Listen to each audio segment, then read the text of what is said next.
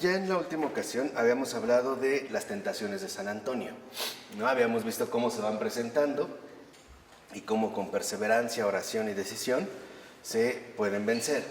En esta ocasión nosotros nos vamos a referir a un punto muy particular que aparece en el texto del Padre Keating, capítulo 10, y es la noche de los sentidos, ¿no? O lo que también luego se suele conocer como la noche oscura. Creo que es un factor importante porque es, digamos, un elemento ciertamente presente en la vida espiritual. Sobre todo estamos hablando de la vida espiritual seria, o sea, cuando uno realmente se ha decidido por seguir a Jesús, ¿no? En el recorrido de la vida. Entonces se presenta la noche oscura.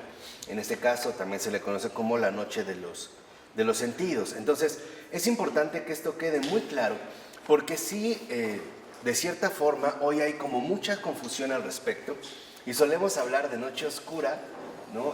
Bajo ciertas circunstancias que quizá no sean precisamente una noche oscura, al menos no en cuanto tal o no como llegamos a suponer. Entonces, lo primero que vimos era que en las tentaciones de San Antonio, para ir resumiendo, se dan, digamos, dos tipos de tentaciones, ¿no? Aparecen como en dos tipos de categorías. Una positiva, que es la atracción que pueden ejercer las cosas hacia nosotros. Esa es la versión, digamos, positiva de la tentación. Por ejemplo, en el caso de Antonio, el que se viera nuevamente seducido por su vida pasada, ¿no? Que se viera atraído nuevamente por aquello que de una u otra manera había abandonado. Y la otra faceta de las tentaciones es una faceta negativa. ¿Qué significa esto? Que la faceta negativa consiste en que rechacemos por completo la vida espiritual que hemos decidido asumir. Entonces, por un lado hay una versión, digamos, una faceta positiva de atracción hacia la tentación y otra es negativa, o sea, de rechazo hacia rechazar, digamos, el camino espiritual que hemos decidido seguir. Ahora, dice en este sentido el Padre Keating, ¿cuál era la razón por la que Antonio experimentaba tentaciones tan fuertes y frecuentes? ¿Por qué? ¿No? O sea, ¿por qué tenía estas tentaciones tan fuertes? Además, ¿por qué se habían presentado estas tentaciones una vez que se había decidido plenamente, o sea, se había comprometido de lleno a emprender el camino espiritual? Y el Padre Keating da una como respuesta muy peculiar y es, la respuesta es porque sus programas de felicidad todavía estaban presentes en el subconsciente. Dicho de otra manera, las tentaciones justamente aparecen, ¿no? Y sobre todo con fuerza, cuando nuestro falso yo todavía está latente. Cuando está, digamos, de alguna manera, así sea en el subconsciente, todavía está funcionando. Porque acuérdense que la tentación va a conectar precisamente con el falso yo. Ahí es donde de una u otra manera precisamente se va a enganchar. Entonces, podemos ver que en un primer momento los ataques, ¿no? Van dirigidos al subconsciente, a este falso yo que todavía de una u otra manera decimos está funcionando. Entonces, y esto es algo común cuando de hecho nos decidimos a seguir las enseñanzas del Evangelio. O sea, este tipo de tentaciones se van a presentar cuando asumimos un compromiso con Cristo, ¿no? Y ya ahí es cuando tendremos que ir evaluando qué es aquello que en nuestro subconsciente todavía se está presentando, ¿no? Entonces, vemos cómo una vez que hemos comenzado el camino espiritual, atravesamos dificultades, ¿no? Pero son, digamos, dificultades normales, para nada son algo plenamente extraño.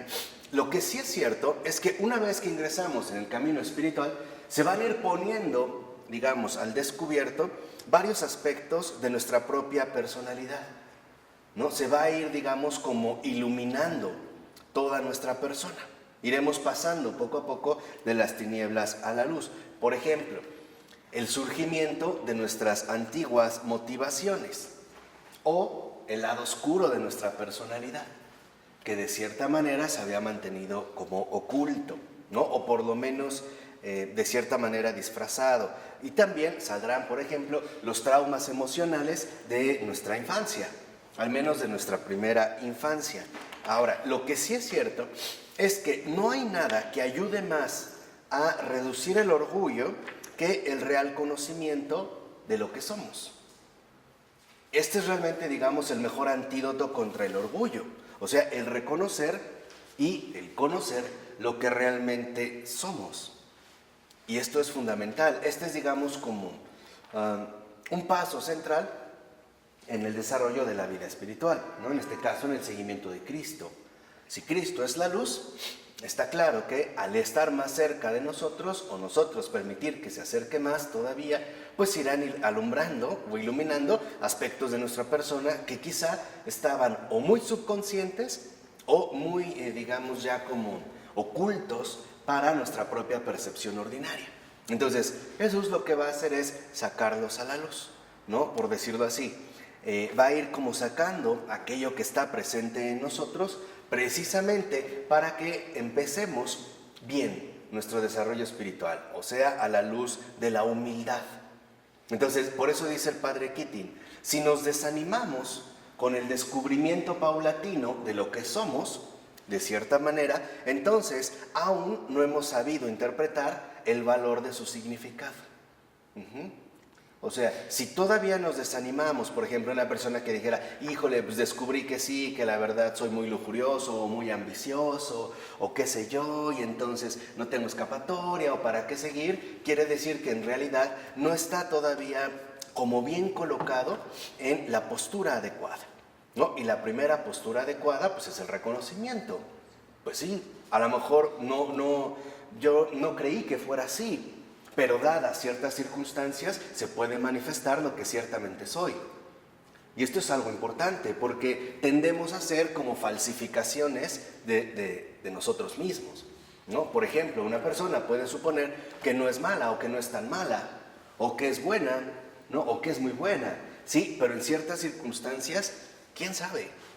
¿No? O sea, bajo ciertas circunstancias muy concretas o muy específicas, ¿quién sabe? No sería lo mismo. Por ejemplo, a lo mejor para nosotros ahorita, con muchos también de los emigrados de Siria, o los que se han quedado, especialmente los cristianos, podríamos decir que sería una maravilla poder dar la vida por él. Pero estando en esas circunstancias, ¿quién sabe? Ya no es tan sencilla la cosa. O sea, una cosa es, digamos, hablar o quedarse en un nivel discursivo, y otra cosa es aterrizarlo en la experiencia concreta.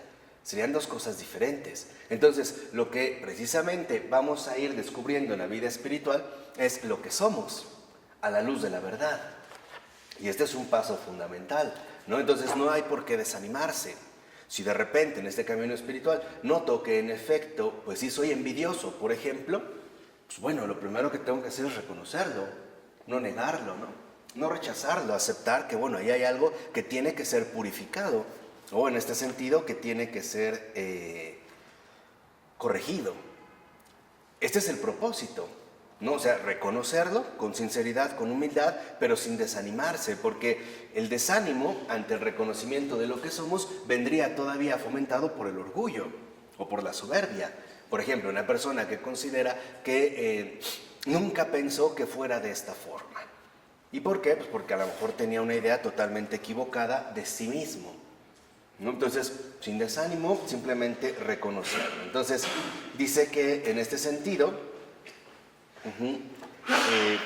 cuando nosotros empezamos a atravesar estos pasos y en efecto nos tomamos en serio el desmantelar a nuestro falso yo, y ya no estamos tan, digamos, decididos a seguir actuando según nuestros propios programas emocionales, ¿no? Equivocados, falsos, entonces Dios mismo responde a esta muestra de generosidad, ¿no? Dice Keating, es como si respondiera con estas palabras: esta persona se está tomando en serio el camino espiritual. Vamos a poner manos a la obra y limpiemos la basura. Entonces, fíjense, en el caso del avance espiritual, o lo que podríamos llamar a grandes rasgos el avance espiritual, por lo general, en un primer momento aparece una labor de limpieza. Es como cuando uno, por ejemplo, no sé, se cambia de casa o de departamento o renta o algo así. Por lo regular, lo primero que hacemos es llegar a limpiar, ¿no? Llegas y limpias. Es necesario hacer una labor de limpieza. En este caso, ¿qué se va a limpiar? pues todas, digamos, nuestras equivocaciones. O sea, la idea es que quedemos verdaderamente limpios de nuestro falso yo. Y ojo, no de una vez y para todas, no de una vez y para siempre, no, sino también de cierta manera paulatina.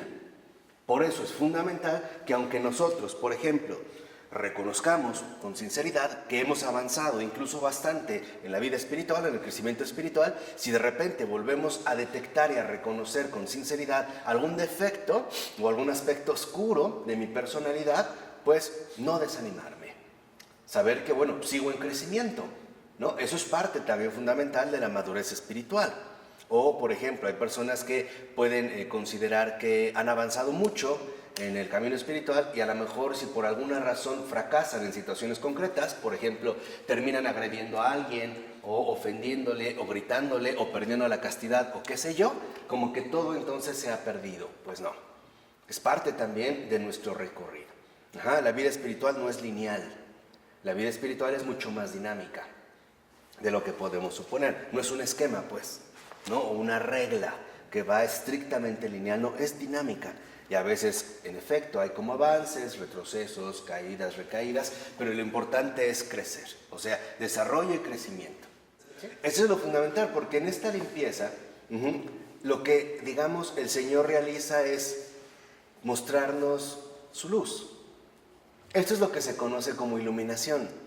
En el sentido sincero, porque a veces pensamos que los iluminados tienen como alucinaciones raras. No, nada de loqueras.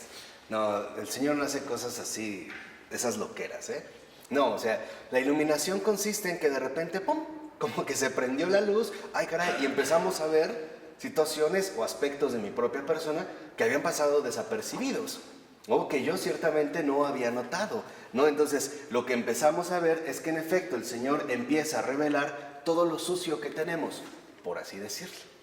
¿Para qué? ¿Para humillarnos? No, para limpiarlo, para que lo podamos sacar. Y vuelvo a repetir, en base a la humildad, pues sí, reconocer que ahí lo tengo, pero que esto no es algo definitivo en mí, sino que está llamado, en este caso, a limpiarse, ¿no? Y empezamos a notar, lo más importante, en esta labor de limpieza, el daño que esto nos produce.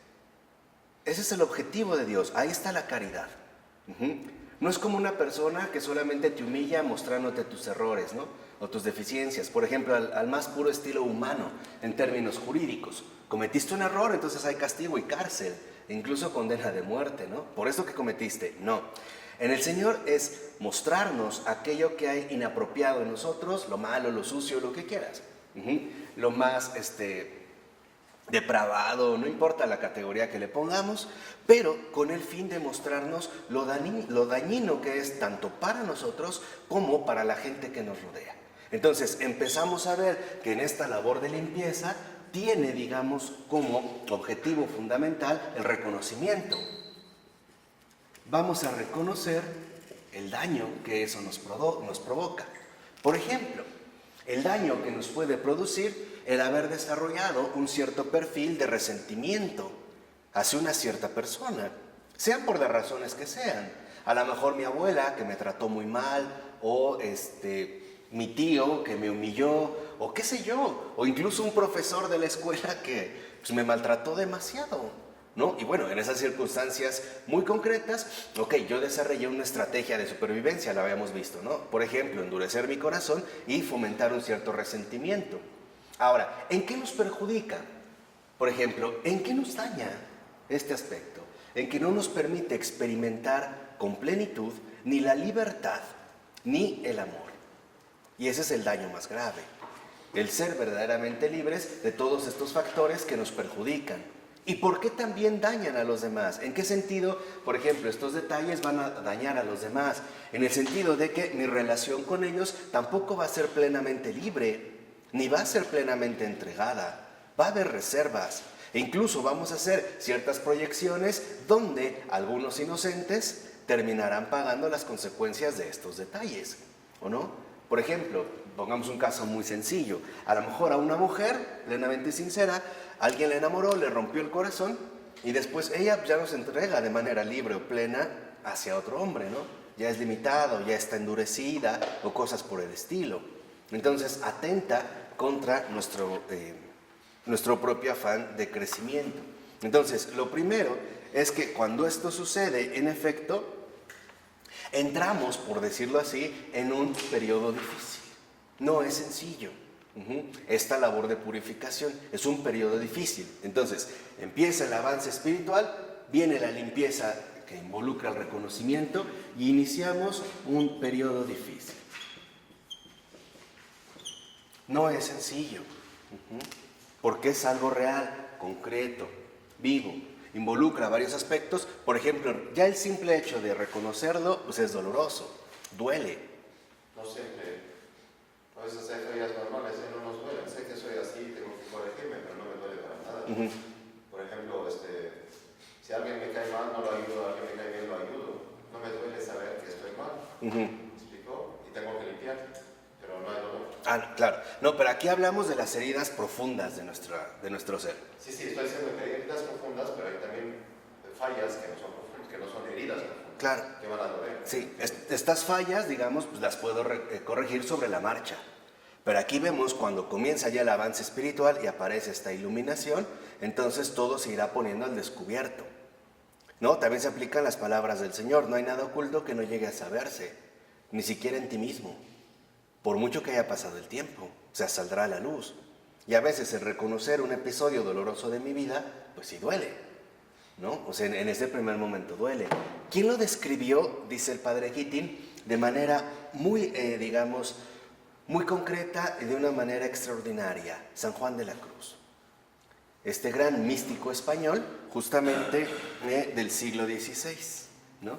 Este periodo es lo que a él le llama la noche de los sentidos, o lo que también se suele conocer como la noche oscura, ¿no? Entonces, en este periodo difícil podríamos ingresar a lo que se conoce como la noche, ¿no? O la noche oscura, o la noche de los sentidos. San Juan de la Cruz es el que mejor lo ha descrito. Pero aquí es donde les vuelvo a repetir que quizá se ha interpretado mal a San Juan de la Cruz.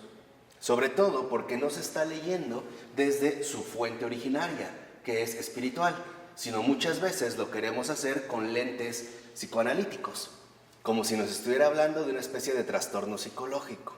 No, en realidad San Juan de la Cruz se refiere a aspectos distintos.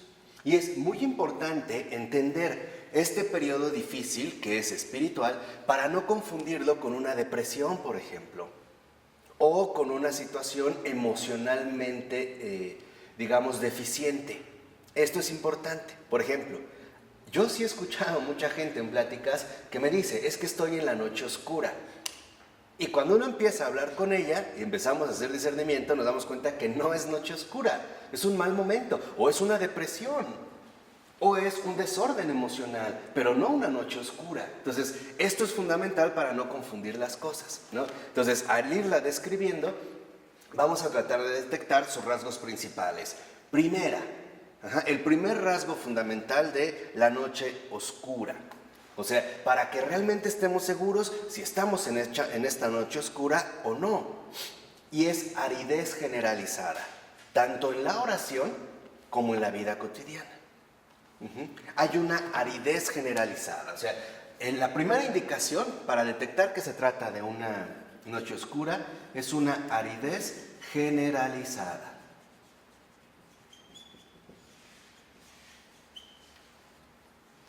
Tanto en la oración como en la vida cotidiana. ¿Qué significa?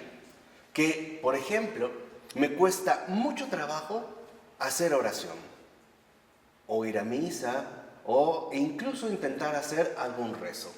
Lo encuentro árido, seco, no le encuentro chiste, me parece algo irrelevante, me dan ganas, etc. Pero no solo se limita al ámbito de la oración, también en la vida cotidiana. Mi vida parece totalmente árida. Por ejemplo, el simple hecho de comer me parece insípido, por más que coma el platillo que más me gusta. Las actividades que realizo me parecen totalmente irrelevantes, secas, y no tengo absolutamente ganas de hacerlo. ¿Qué quiere decir? Que en la noche oscura, en la noche de los sentidos, no encontramos, por decirlo así, reposo ni en lo espiritual, en la oración, ni en lo ordinario de nuestra vida cotidiana. Ese es un rasgo especial. Ni en la oración no encontramos como gozo, gusto, nos parece específicamente arduo, incluso pesado de realizar, pero lo mismo sucede en nuestra vida cotidiana. Hay como una aridez generalizada o una sequedad, o sea, hay una disminución en la satisfacción. Esta aridez general, en efecto, se puede también traducir como una disminución en la satisfacción.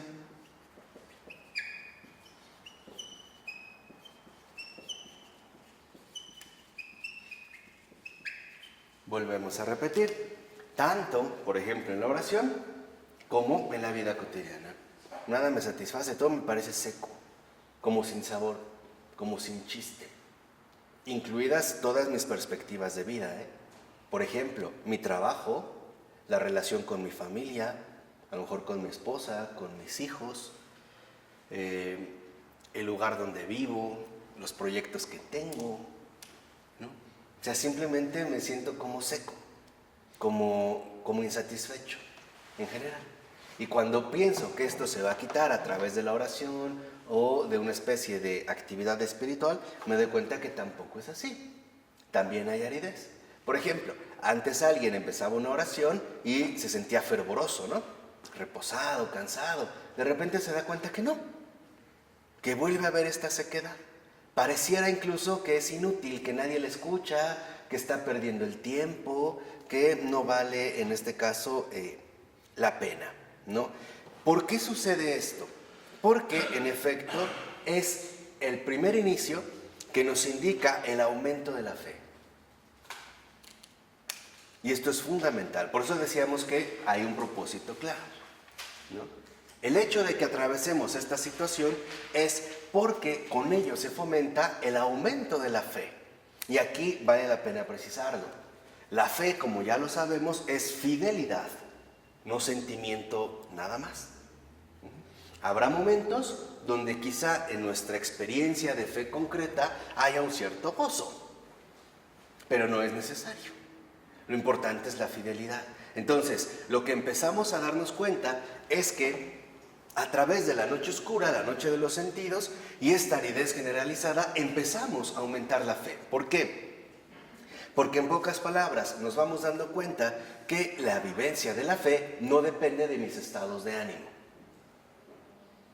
No está subordinada a mi propio estado anímico. Por ejemplo, hay personas que si de repente están emocionalmente bien, consideran que su fe es muy grande, pero que si están mal, por las razones que sean, entonces su fe se ha quebrantado. Lo primero que nos muestra aquí es que la fe no depende de nuestros estados de ánimo, que no está, digamos, vuelvo a repetir, subordinada a nuestras propias emociones. Y ahí es donde va a dar inicio justamente la oración contemplativa. ¿Vamos? ¿No? O sea, el Señor nos da unos dones. Por ejemplo, alguien te puede dar un regalo, pero tú lo tienes que aferrar también. Lo tienes que incorporar. Entonces, estamos llamados a aprender realmente a vivir la fe. Eso es lo fundamental. El don está dado. Ahora lo fundamental es aferrar el don. Porque si no, pues sería prácticamente una farsa, ¿no? Él nos daría la fe, entonces pues Él me la dio, Él me la quitó. Sí, claro, Él nos la da. Pero también nosotros necesitamos hacerla crecer o incorporarla de lleno a nuestra vida. Ahora, ¿qué pasa en estos casos? Lo primero, por lo regular, es que esto lo experimentamos como una gran pérdida. ¿Por qué? O sea, ¿por qué lo experimentamos como una gran pérdida? ¿Qué es lo que realmente se ha perdido? Dice el padre Keating. Pues los amenos y fáciles intercambios de comunicación con Dios, de los cuales disfrutábamos previamente. Es lo que hemos perdido, ¿no? Esos fáciles intercambios de comunicación con Dios. Y esto en efecto para nosotros sí pesa, sí tiene, vamos a decirlo así, un impacto profundo. ¿Por qué? Porque nosotros ya estábamos acostumbrados, por decirlo así, a relacionarnos con Dios de cierta manera, sobre todo a través de estados anímicos, vamos a decirlo así, excitados, ¿no? Estados anímicos e incluso fervorosos o complacientes para nosotros. Aquí ya no. Aquí vuelvo a repetir, el objetivo es que nos demos cuenta que estamos llamados a crecer en la fidelidad a Dios, nos sintamos como nos sintamos. Que no es, vuelvo a repetir, mi estado interior emocional el que va a determinar la vivencia de mi fe. O dicho de otra manera, me sienta bien o me sienta mal, mi fidelidad a Dios no tiene por qué cambiar. Se tiene en este sentido que conservar. Y eso es en lo que vamos a empezar a crecer. Ahora dice, por ejemplo, puede haber momentos donde antes a lo mejor meditábamos sobre la Sagrada Escritura y encontrábamos como mucha luz e indicaciones, fervor y gozo. De repente pareciera que no hay absolutamente nada. No, que al contrario, interiormente hay como esta sequedad, ¿no? Dice, incluso había personas que de repente en este fervor, ¿no?, van a la celebración litúrgica, reciben la Eucaristía y se dedican, pues, al servicio de los demás, porque tienen fervor. Pero ¿qué pasa si de repente este fervor lo pierden? Por lo regular también romperán con las dinámicas que realizan. O vamos a decirlo en términos más contemporáneos. Hoy mucha gente vive de esta manera: me siento bien, lo hago; no me siento bien, no lo hago. Y esto no es parte del crecimiento espiritual, ¿no? La verdadera, digamos, condición de la vida espiritual es superar incluso los condicionamientos de nuestra propia realidad humana. ¿Vamos? Al mismo tiempo vamos a experimentar, ¿no?, una disminución de la gracia perceptible. Ojo, no es que la gracia se fue, es que no está en la misma condición perceptible. No la percibimos de la misma manera. La gracia está ahí, está presente, pero ya no es tan perceptible. O sea, podemos decir que en realidad lo que ha disminuido no es la gracia, es la percepción de la gracia. Y esa es una cosa diferente. ¿Sí? ¿Esto sí se entiende? La gracia está. Lo que ha disminuido es su percepción, pero está presente. ¿Por qué? Un ejemplo. ¿De qué? De la percepción. Sí, es como el sol. En un día nublado, el sol ahí está, pero no lo percibimos tan claramente como si no hubiera nubes. Ahí está, pero no lo percibimos claramente. Lo mismo pasa en el caso de la gracia. La gracia está. Por ejemplo, estábamos acostumbrados a suponer que la gracia se traducía en fruición o así en gozo o en algo placentero. De repente la gracia está, pero no su percepción. Está ahí, pero de manera muchísimo más sutil. Tan sutil que pudiera parecer que en efecto no tenemos esta gracia. O podemos llegar a pensar que hemos perdido precisamente esta gracia. Y por más que nos queramos aplicar en diversos ejercicios espirituales, tal vez vamos a experimentar que no sirven para nada, que no traen ningún tipo de beneficio. Porque ¿qué estamos buscando en último término en esta situación? Experimentar de nuevo lo que nosotros preferimos. O sea, finalmente buscamos el experimentar sentirme bien. ¿Cierto o no? Eso es lo que estamos buscando, o sea, nos estamos buscando a nosotros mismos. Estamos buscando placer, pues, de fondo. No es que esté mal, es que este placer es, digamos, como el punto que va a determinar, según nosotros, nuestro crecimiento o nuestra disminución en la vida espiritual. Lo más llamativo es que tampoco experimentamos placer en las cosas mundanas. Acuérdense, vamos a decirlo así a grandes rasgos, ¿no? No encontramos ni satisfacción ni en lo espiritual ni en lo ordinario, ni en las cosas mundanas. Por ejemplo, alguien que dijera, no, pues ante esta aridez, entonces creo que mejor me voy a ir a tomar unas vacaciones, por ejemplo, ¿no? Y pues se va de vacaciones y tampoco, nada, o sea, lo que antes le entusiasmaba mucho, ahora no. Entonces, no se ha perdido la gracia, lo que ha disminuido es su percepción. Pareciera que en efecto no estamos como de cierta manera carentes. ¿Y qué es lo que va a generar en último término? Descontento.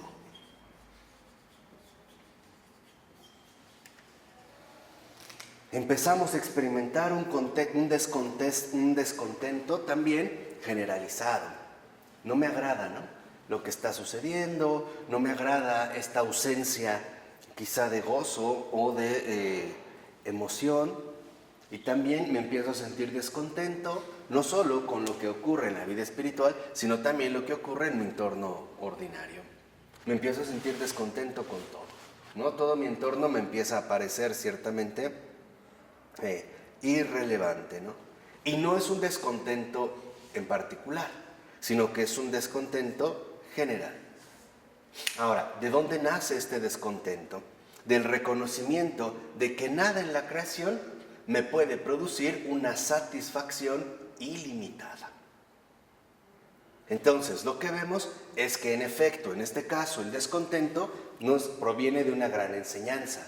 Muchas veces nosotros pensamos que encontraremos nuestra felicidad en las cosas creadas. Y la verdad es que no es así. Incluso puede ser que nosotros encontremos un cierto disfrute o placer en una cosa creada, pero será momentáneo. Nos podrá durar algún tiempo, pero no es algo definitivo ni permanente. Entonces lo que vemos es que el Señor lo que está buscando es que en nuestra propia persona las cosas se pongan en orden.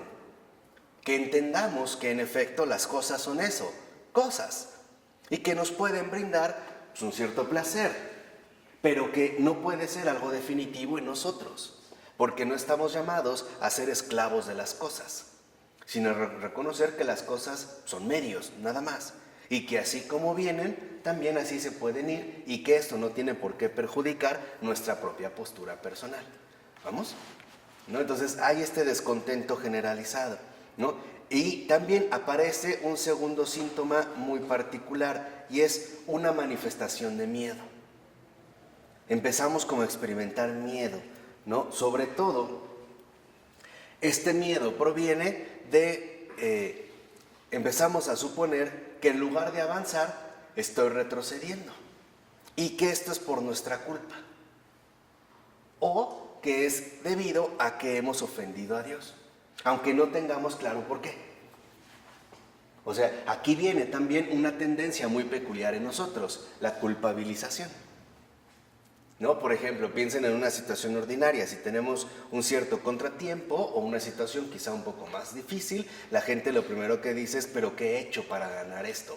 O en que fallé o una cosa así por el estilo. Entonces, lo que vemos es que aparece también un miedo. Hay un descontento, hay un miedo, ¿no? Un miedo que nos lleva a suponer que estamos incluso retrocediendo.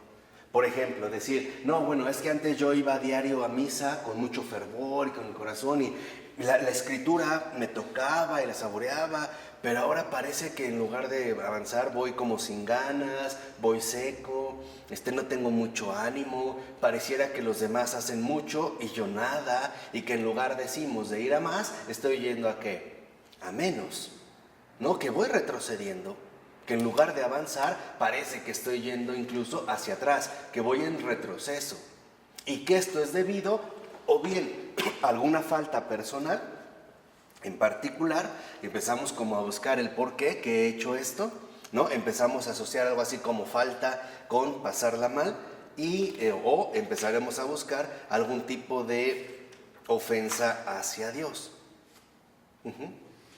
Si esto lo unimos al hecho de que no estamos recibiendo de la gracia un estímulo concreto, pues nos puede llegar a confundir enormemente. Pues sí, ¿no? Entonces pasamos del miedo, también del miedo viene la confusión.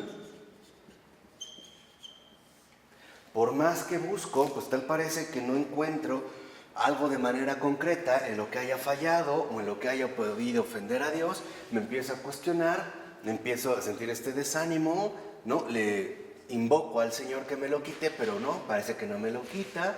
Busco hacer mi oración ordinaria y hay una sequedad inmensa. Busco participar en los sacramentos y no hay nada de fervor, al contrario, hay como tedio o pesadez o una cosa por el estilo.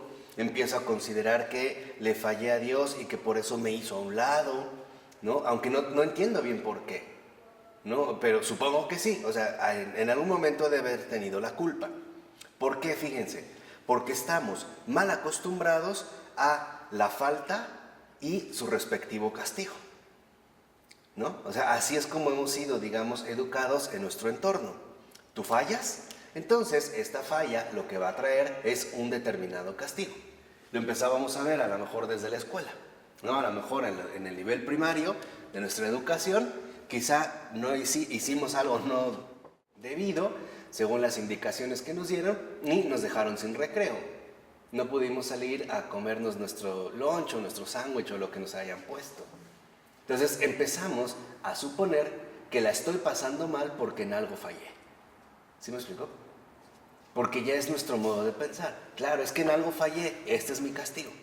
O este es, digamos, como las consecuencias que debo de asumir. Si a esto, como nos dijo el padre Keating, le agregamos que no estamos recibiendo ningún estímulo perceptible de la gracia, pues nos puede confundir enormemente. Incluso, dice el padre Keating, muchos llegan a suponer que su relación con Dios ha llegado a su fin, que se acabó. Como que en efecto Dios los abandonó, ¿no? Y entonces ahí también viene, por ejemplo, otro malestar mayor. Pues sí, claro, porque yo no valgo la pena, hay gente que realmente sí es buena o avanza, pero conmigo es perder el tiempo. Entonces empezamos a suponer que nuestra relación con Dios llegó a su fin. Y dice, en realidad esto es totalmente falso. Lo que sí ha terminado es el suponer que nuestra relación con Dios depende exageradamente de los sentidos y del razonamiento. Eso sí, vean la diferencia. Lo que sí se terminó es el suponer que nuestra relación con Dios depende exageradamente de nuestro sentir o de nuestro razonar. O sea, si entro a la oración y siento entonces mucho fervor, pareciera que mi oración estuvo muy bien. Pero si pareciera que de repente no hay nada, yo creo que todos lo hemos experimentado en algún momento, entonces pensamos que esa oración estuvo muy mal, o que no sirvió para nada, o que no valió la pena, o una cosa así por el estilo. Entonces, no se termina nuestra relación con Dios, lo que se termina es nuestro modo de evaluar esta relación. ¿Sí me explico? Esto sí es lo que se termina. ¿Por qué? Porque el Señor nos está invitando a una relación mucho más profunda. Y por lo tanto nos está llamando a una relación mucho más íntima, donde, por ejemplo, los sentidos o el razonamiento no ocupan un lugar tan fundamental. Esto es parte del crecimiento. Podemos decir que en este sentido, la noche de los sentidos es el alejamiento de los consuelos espirituales que pudimos haber recibido al principio de nuestro camino. Esto sí. Y ahí es donde precisamente empezamos a experimentar como el temor. ¿Por qué? Porque para nosotros obviamente es muy agradable el consuelo. O vivir en un estado de consolación, pues por supuesto que es muy agradable. Si de repente esta consolación desaparece, pues nos vamos a sentir como fuertemente perturbados.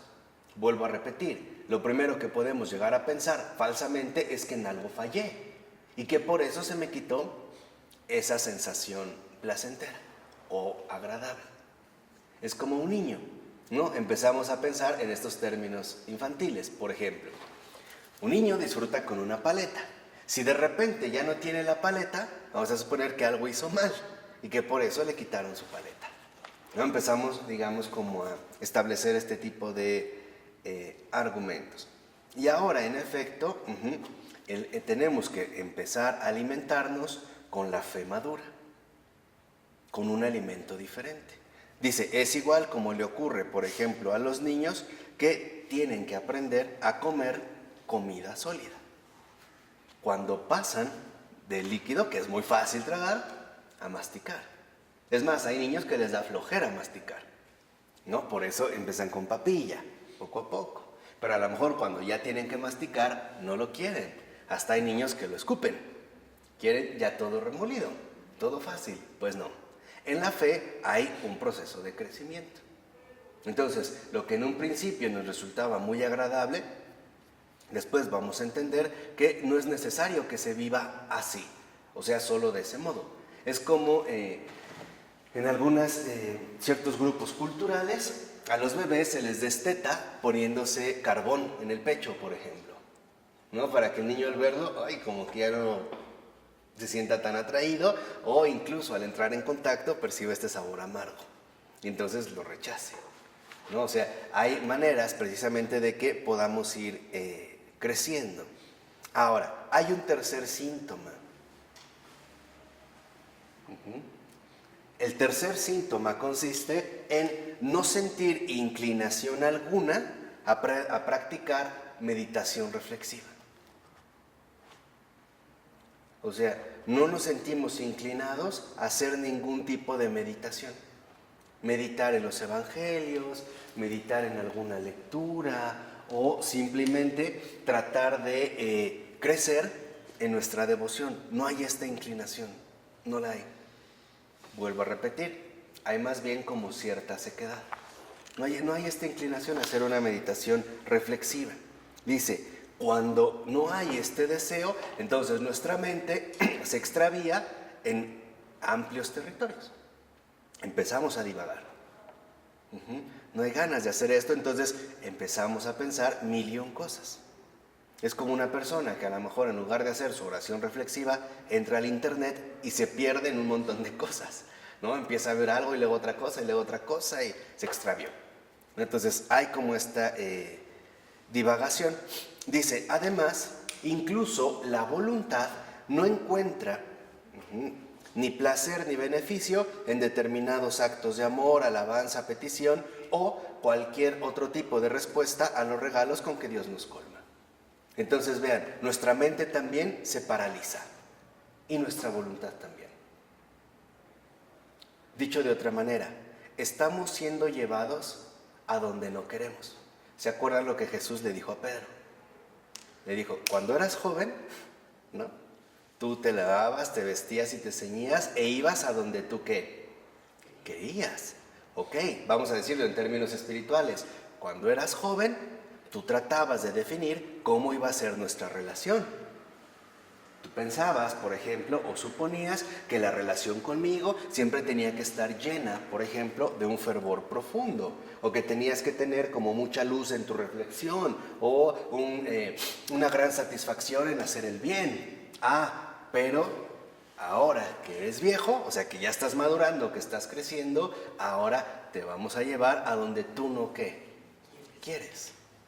Y esto se vive en la vida espiritual.